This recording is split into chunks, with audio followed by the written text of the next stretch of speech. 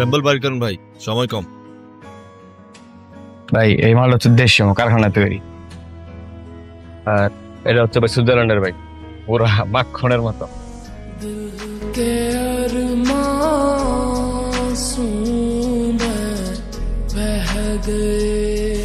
কোনটা কত?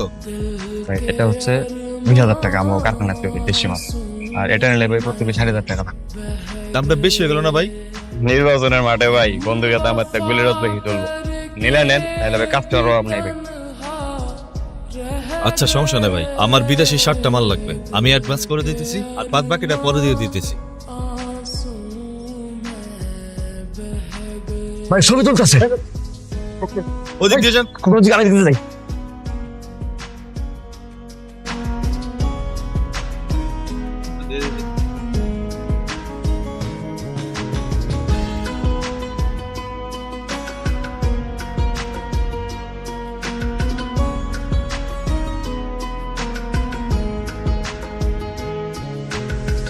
जिसने